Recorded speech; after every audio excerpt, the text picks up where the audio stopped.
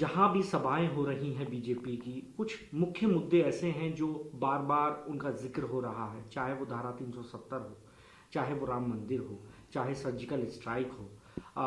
कांग्रेस की तरफ से लगातार इस बात को भी कहा जा रहा है कि हम लोग अग्निवीर वापस स्कीम ले लेंगे सरकार की। आपको लगता है कि जो बीजेपी मुद्दे लेकर जा रही है जगह जगह, और आप लोग जो मुद्दे लेके जा रहे हैं, लोग उनमें फर्क कर रहे हैं, या अभी भी बीजेपी को लोग सुनना चाहते हैं और आप लोगों को अभी भी वोट नहीं देना चाहते?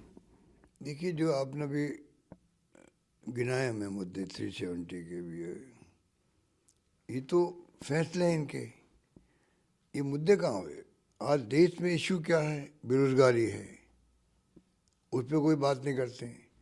जो पार्टी सत्ता में होती है उसकी ड्यूटी पहले होती है कि जो बर्निंग प्रॉब्लम्स है पब्लिक की, उसके बारे में उनके विचार क्या है। बेरोजगारी है तो ये उसके लिए क्या प्लान है इनका, उसकी कोई चर्चा ही नहीं कर रहे लोग। महंगाई बहुत भयंकर है, उसकी चर्चा कोई डिबेट में हो नहीं रही है। राहुल गांधी बोलते हैं या कांग्रेस वाले बोलते हैं या इंडिया गठबंधन वाले बोलते हैं, अगर वो कहते हैं कि जो भारत जोड़ो यात्रा के बाद में जो फीडबैक मिला है उसके आधार पर हमने जो मैनिफेस्टो दिया है 5 न्याय और 25 गारंटी, तो कहने के लिए हमारे पास है भी हमारी गारंटी होगी और ये हमारे 25 जो है एक के बाद एक गारंटी किसान के लिए, महिलाओं के लिए, मजदूरों के लिए, सबके लिए हैं। तो आप उसका विश्लेषण कर सकते हैं, आप उससे अच्छी बात कह सकते हैं पब्लिक को, उस पर नहीं जाएंगे। और मैनिफेस्टो मुस्लिम लीग की तरह है। अब क्या तुक है मैनिफेस्टो को मुस्लिम लीग से जोड़ने का?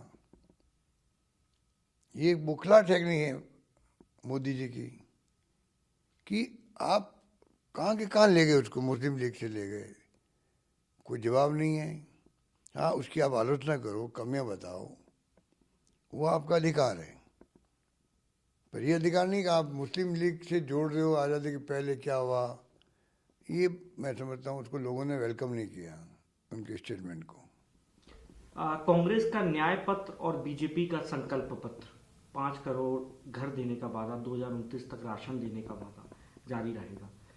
दोनों में कितना फर्क देखते हैं? आपको लगता है कि कांग्रेस पार्टी को जो आज बीजेपी का जो मैनिफेस्टो जारी हुआ है उसमें कुछ चीज़ आपको बेहतर लगी जो आपके मैनिफेस्टो में होना चाहिए था? आपको कहीं नजर आया इस तरीके का? देखिए, वैसे तो मैंने पूरा मैनिफेस्टो पढ़ा नहीं उनका, इसलिए मैं ऑथोरिटी से नहीं कह सकता, पर क्रेडिबिलिटी के सवाल है। देखो, तो 14 के अंदर जो प्रधानमंत्री बनने जा रहे थे, उस वक्त में जो माहौल था देश के अंदर, जो वादे किए गए थे, काला धन लाएंगे, बड़ा इश्यू बन गया था। स्विस बैंकों में अरबों खरबों रुपये पड़े हैं, 15 लाख रुपये खाते में आ जाएंगे, बाद में का जुमला है 2 करोड़ नौकरी दे देंगे। फिर तो वो लोकपाल आ गया, अच्छे दिन आ गए। तो मोदी जी ने उस वक्त जो बातें कही थी उनका जवाब आज तक नहीं दिया गया, उस पर चर्चा भी नहीं हो रही है। तो